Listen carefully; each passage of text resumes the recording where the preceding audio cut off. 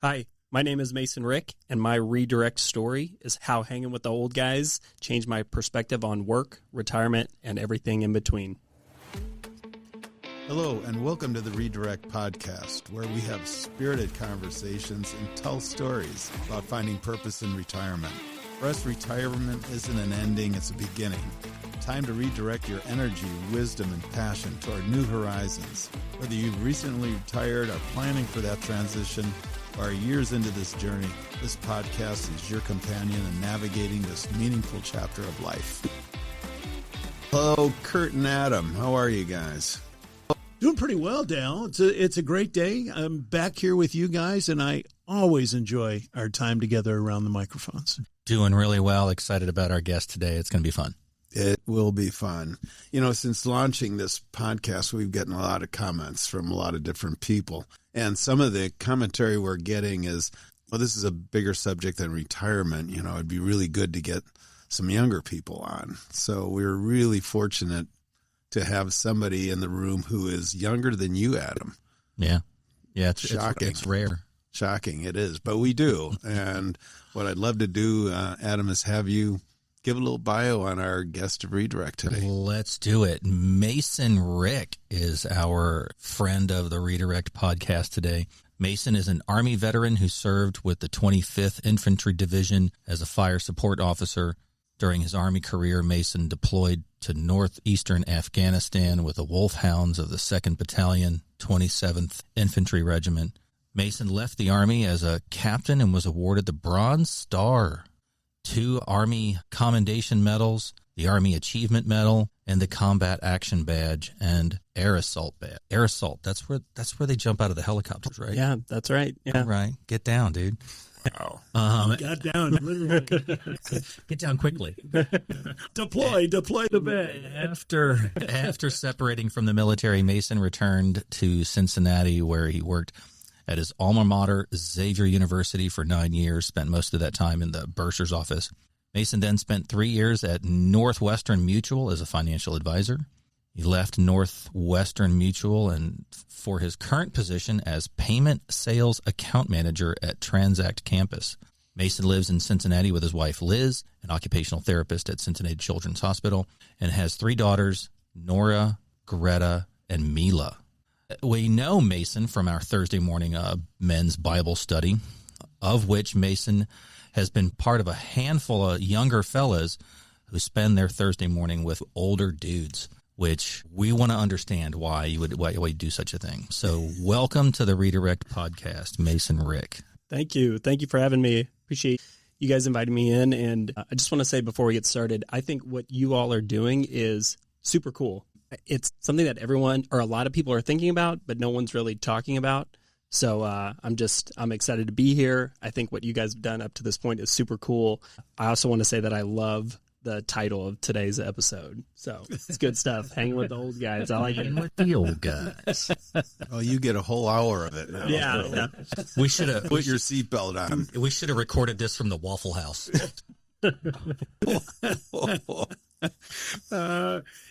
Mason, we had some conversations when we were getting this thing going, and I remember you coming up to me and saying, "Hey, Curt, I really I would like for you to meet somebody and talk." And I said, okay, well, let's do that. So we got together and had some lunch with Dale joined us, and we had a nice conversation. And you just keep coming. You just keep coming into my world. And Can't get rid of me. Like a bad penny. No, not at all. I mean, we met 3 years ago. You came to a thing we did at church-wide called Journey, and you were a part of that. And, a lot of people after a 6-week type of thing, they sort of, go away. Okay, I did it. Check the box. But you've been hanging on. I admire that. I always love to hear your point of view when all of us old guys are sitting around talking about stuff. And I'm like, so, Mason, what do you think about this?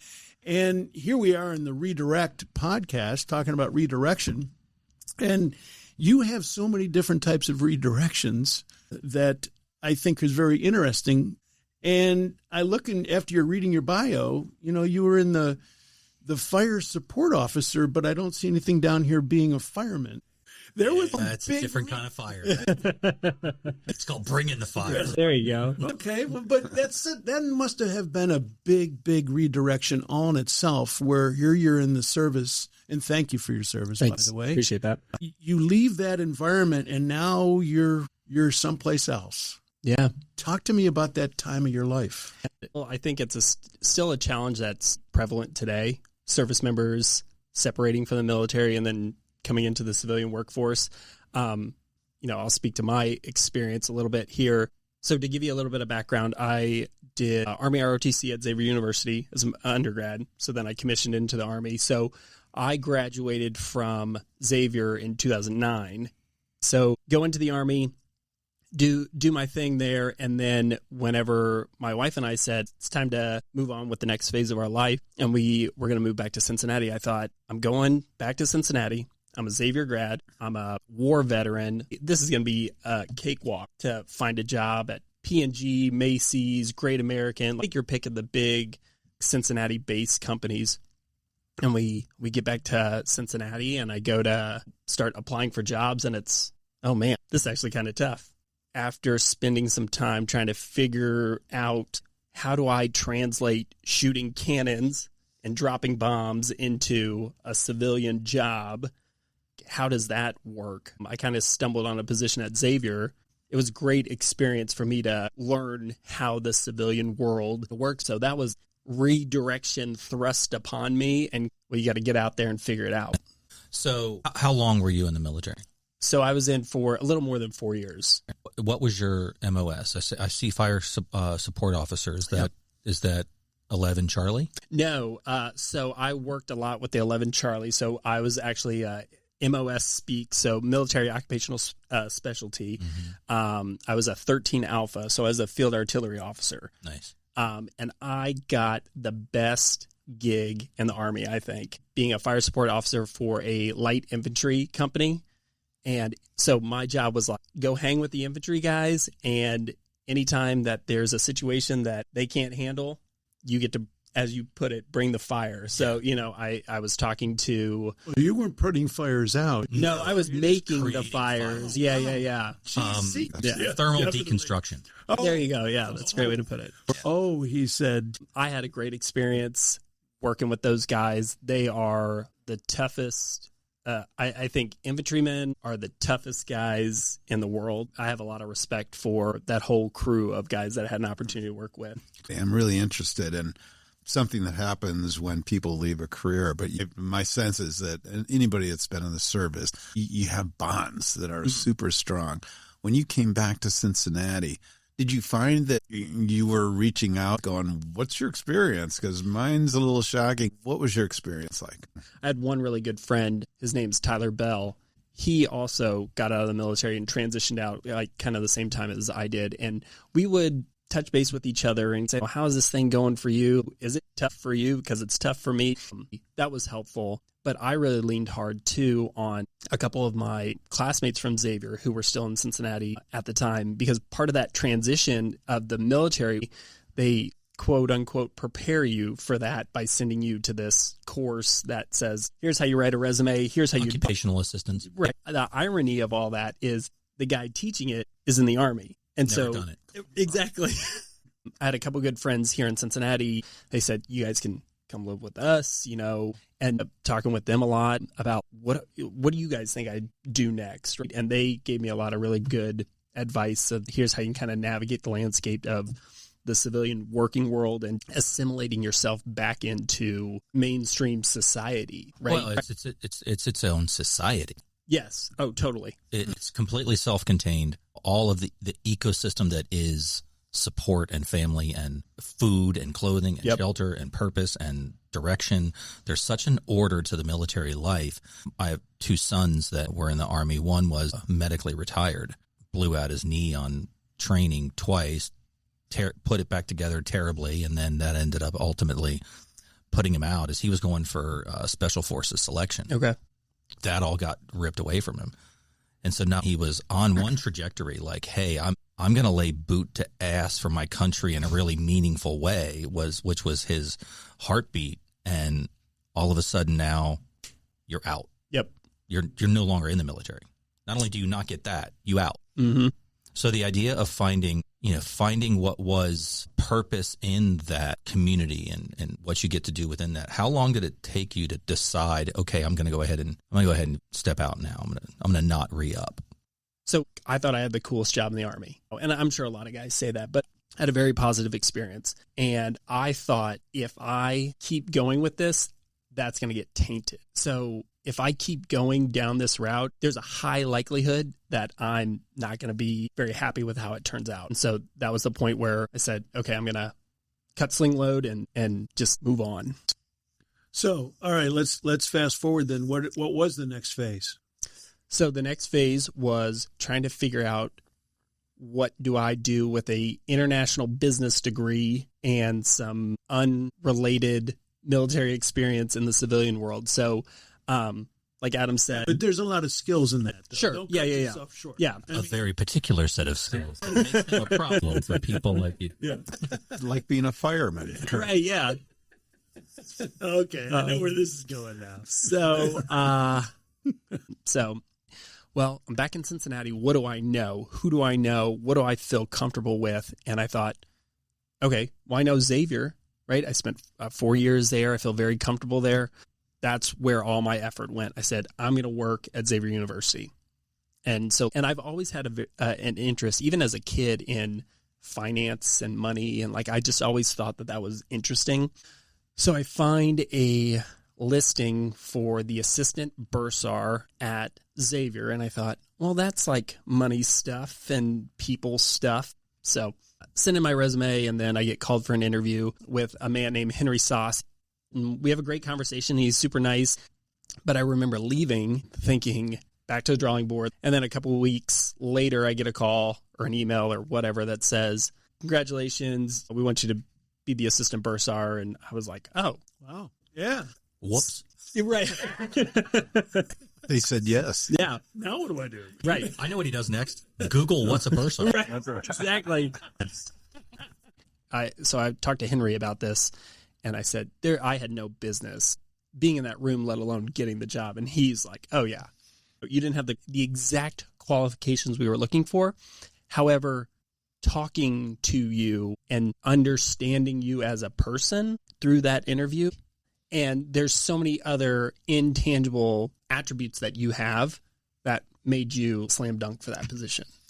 Which in the companies that I've been part of and run, we always believe that you hire the person and not the job. Oh, yeah. There you go. And it sounds like that was right there for you. Yeah. So now you've kind of got this relationship with Henry. Talk about that. Yeah. Yeah. So that became evident to me even before I started actually working with him. He said, before you actually start, let's just have lunch and we can just talk. And I thought, oh, okay, great. So we sit down and we have lunch, and he starts talking to me, Mason, it's important that you prioritize in your life God, family, work. Like, that's what I would expect of you. And talking to me about the importance of being a man who is making decisions that are good for my family and good for others around me, and kind of getting a little philosophical over lunch. We talked for an hour, and we also talked about lighter things too. So that was my first experience spending time with Henry, not boss subordinate. And I'm probably 27. Okay, so you've had this conversation, which, oh my gosh, I have not had one of these. When you think about Henry is now becoming more than just a boss, he's kind of a mentor. Yeah. Yeah. Talk about what you got out of that. Yeah, so that was something that kind of developed over time too, with a couple other guys that worked at Xavier, and we kind of formed this informal men's group, if you will. And we talked about things from sports and the weather to marriage and kids and God. And Henry uses this term, how much garlic is going to be in our conversation. So how heavy is it going to be? Is it a lot of garlic? Are we going real strong and deep? Or are we just going to light garlic? And within this small men's group, okay, let's heavy garlic today. Like, I got some big stuff that I want to talk about. Yeah. And I remember after a pretty heavy session that I was not ready for, I remember coming home and talking to Liz and saying, this whole thing, I don't know, this is maybe kind of weird. Or he's my boss. And she goes, you should just quit being a baby about it you are really fortunate to have something like this. She encouraged me to just be open after months and months. And it's like, yeah, this is cool. This is something that every guy needs. Most guys don't have a Henry. Most guys don't have somebody who can hold them accountable, who can have a difficult conversation with them, who can encourage them. Every time I see Henry, I give him a hug and tell him I love him. So it's kind of wild. My relationship with him has totally changed my relationship with my wife and with my kids and with my friends who are dudes. And like, how has it changed? He taught me it's not about me. I am, as a man, my job is to protect, care for my wife. My job is to create a world that has no shame in it. I am here to love other people and protect others. I'm not here to take. And I live that all the time now because I've just spent so much time with him, and he has just poured it into me day after day. You find yourself singing that song you didn't even know you were practicing. And I fret less about money, status, how old my car is. He helped me understand that stuff doesn't really matter. That's so unimportant. And as long as you are taking care of your relationship with God, you're taking care of your relationship with your wife and your kids, and you're taking care of your relationship with the other people in your life, you're going to be good. So what advice would you give the other Henrys out there about how to approach people that you've got something to give them? And then what advice would you give the mentees, the younger folks, on how to be approachable, how to be moldable and teachable? That's a great question. And something that I wanted to make sure that we talked about today is, as a mentee, you have to totally just be open to it. And I was not, but I got there. I think for the mentee, it's important for you to understand that you will likely get something different out of that relationship with the mentor than what your preconceived notion is. A lot of times whenever I think of mentor-mentee, it's like, Adam, I need you to be my mentor because I think something that you do for work is cool and I want to do that. And so I need you to mentor me to teach me how to be the VP of whatever. Or, Dale, it's cool that you're doing a podcast and I want you to mentor me because I want to do a podcast. But it's way bigger than that. And this goes into why I keep coming back. It's way more than just, I want to do what you're doing, but I want to learn from all the experience that you've had in your life so that, one, I'm not making the same mistakes that you're making. And two, I want to just soak up all that experience because there's nowhere else that I can get that. Yeah, you can't get that out of a book. Yeah. And as a mentor, I think you just have to keep pushing that thread maybe with your mentee. And maybe the hook is, yeah, I have the job or the career that you want to have, but I'm not just going to talk to you about work stuff. I'm going to talk to you about God stuff, family stuff, life stuff. We will rejoin our conversation in just a moment. Thank you for listening to the Redirect Podcast. We appreciate your support. Do you love what you're hearing? Don't keep it to yourself. Follow the Redirect Podcast on Apple Podcasts and Spotify and never miss an episode that inspires your next chapter in life's journey. While you're there, hit a 5-star rating, leave a review, and share your favorite episode with a friend who's ready for their own life pivot. And don't forget to join the conversation on Instagram at The Redirect Podcast. Comment, tag us, and let us know how you are redirecting your journey. Now let's get back to today's conversation. Henry sort of found you as the mentor to the mentee. You made a comment also that as a younger person, never thought really of going out and asking. What advice could you give to somebody to say, look for somebody in your world that you can grab onto and learn from?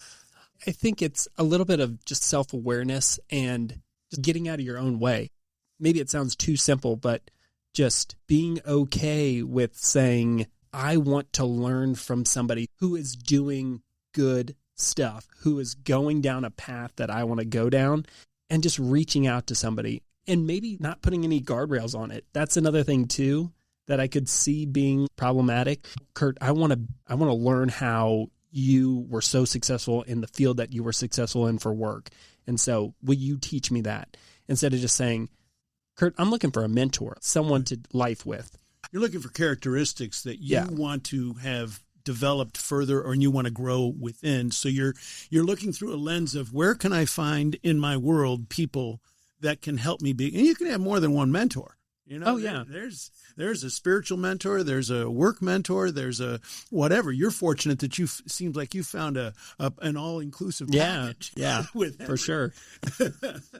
So, but I think the beauty of this conversation is reaching out and in being aware of what you think you might need, and it's putting yourself into a situation, i.e. the Thursday morning group where you have exposure to many. And just through those relationships, or when you hear people talk about stuff, the amazing thing for me is people will come up afterwards and I would love to talk to you about this. I'd love to connect. And it takes kind of a step out to put yourself in situations to be exposed to a lot of people who can provide some guidance in an area which may develop into a mentor-mentee relationship. You don't know, but it is serving the purpose of being able to help give you some direction based on experience, knowledge, years of doing it, and you find value in that. Yeah, totally.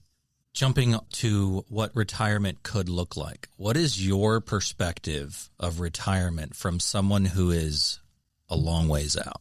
So in preparing for this, I did the bar napkin math. I thought, let's see. I was like, I'm only like a third of the way through my working life. Like, damn. See, you are. Yeah, I'm a ways off. Pending the Powerball drawing tonight, right? So, do you think about it? So I feel like I thought about it more and have been thinking about it less recently, which I don't.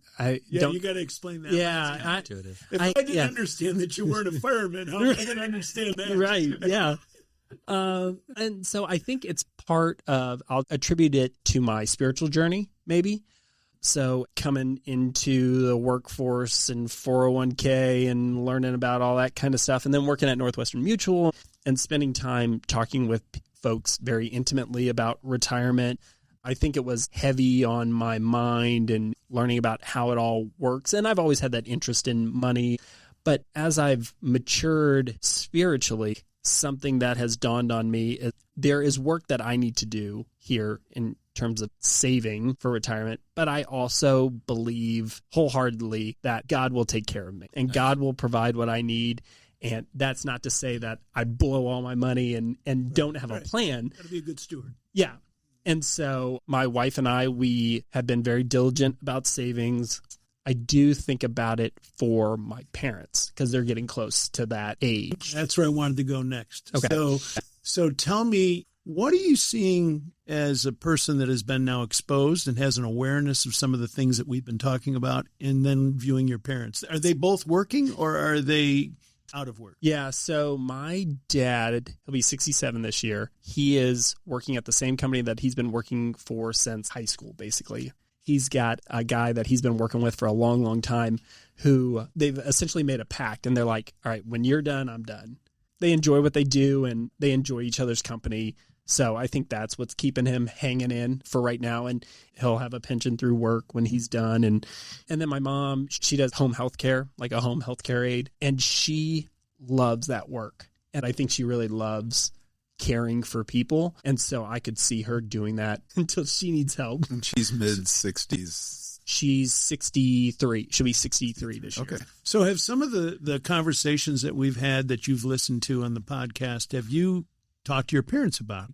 Because it sounds like they're very happy. They're engaged in what they're doing. Have you sort of thrown questions at them to say, hey, what are you going to do for retirement? Not so much. Kind of the conversation goes, you think this is going to be the year that you guys are going to hang it up? And he's like, yeah, I don't know. I still like doing it. But what I will say is my parents are both very engaged. They have their hobbies right now and they do a lot of stuff, especially my mom. That woman volunteers for everything. And I could see her in retirement, keeping herself busy, no problem. And my dad, he's got the things that he's interested in too. But I can almost envision it because of the things that they do now and where they find joy now in things other than work. Right. I think we've skirted around it a bunch, but let's zero in on it. What is it about that Thursday morning men's group? And for the listeners who don't know much about that, there's about 40 dudes 6:30 to 7:30 on Thursday mornings that meets together for a Bible study. I would say that average age is probably 63.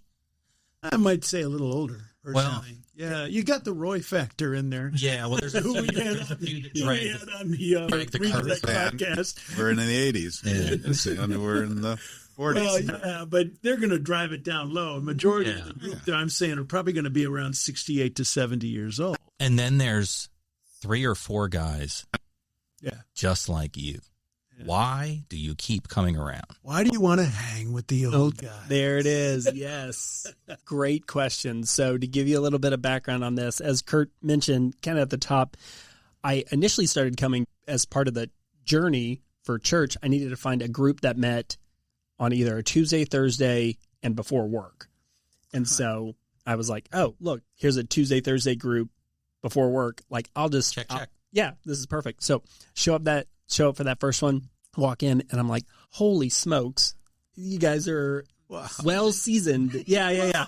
We have to go to the bathroom at 5, so since we're up, we might as well go to a Bible study. You have to find your way through the wheelchairs. Behind the seat.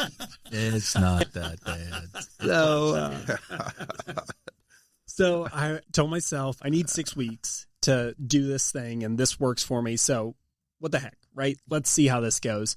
And then after that was up, I was like, that was good. We were in small groups, if I recall, for most of that. Yep. And I was like, man, that was good. I got some good feedback. It was just really interesting to hear these guys talk. Oh, this guy's twice my age, and he's struggling with the same thing that I'm struggling with. Mm-hmm. That's pretty interesting to see. There's not something wrong with me, and there's nothing wrong with him. It's just that's part of the human condition.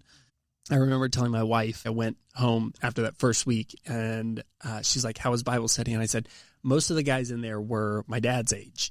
Yeah. And she's like, oh, okay. Well, after this is over, like, here's some other groups. And I think the thing that got me to stick around was I could spend time in community with guys like me, and it would be an opportunity for me to commiserate about the same thing. And I'm trying to keep up with that thing that you're doing with your kids or your wife or your spiritual journey. And I'm trying to keep up with that. Or can I spend time with guys who have been there and done that and got the t-shirt, and I can, no offense, learn from the mistakes that you all made. Yeah, no offense taken. Right. I think it's brilliant. Yeah. And we're still making them. Because we're slow learners. We're old and slow learners. Oh, and in the way. And what hit me was, so I can either spend time with people that I'm like, or I can spend time with people that I want to be like. Because I love that. And I want to be like you guys. I want to be still thinking about my journey with God being something that is not complete. It is something that is still ongoing. And you're there to pour into each other and a younger generation and share, here's where I messed up, but here's something good that came out of that. Whenever I look at you guys, I see there's a ton of untapped potential that I have in terms of getting closer with God and spreading the word and being a good human. Well, Mason, I thank you for what you bring to the Hanging with the Old Guys. You bring a lot. I always love listening to you speak in our sessions, and I've enjoyed you chatting today and sharing a little bit of your story. We've got a lot there. And, yeah. I thank you. I thank you so much. Adam, Dale, anything you want to say to close out? Just love that we've had this time to talk, and love seeing you show up. It made my heart fly when we get 3 or 4 younger people in our group, because I know I'm going to learn stuff from you. Exactly. And that's really important to us. And we're doing the same thing you're doing. We talk about this in one of our other podcasts. Be more relevant. Yeah. And being relevant is being able to connect with different generations. Well, if I can jump in real quick, what I love about it is that we're all talking about the same things potentially at times. It's not a generational thing, because we all stumble and fall all the time. We all need to be lifted up by one another. But I appreciate what you bring to our group. Jay, it's been great having you today. Thanks a ton. You're inspirational to a bunch of older dudes, and we appreciate your energy and your focus and your interest. Thanks, guys. Appreciate being here. It's fun hanging with the old guys today. Thanks for joining us on the Redirect Podcast. A big thanks to the University of Cincinnati's 1819 Innovation Hub for allowing us to use the eSports recording studio to record today's podcast. Catch up on all the Redirect podcast episodes on Spotify and Apple Podcast. To begin your Redirect journey, head over to redirect-u.com. Want to connect with the Redirect team? Feel free to email us at info@redirect-u.com. Remember, there's purpose in your life, so find it and go do something about it.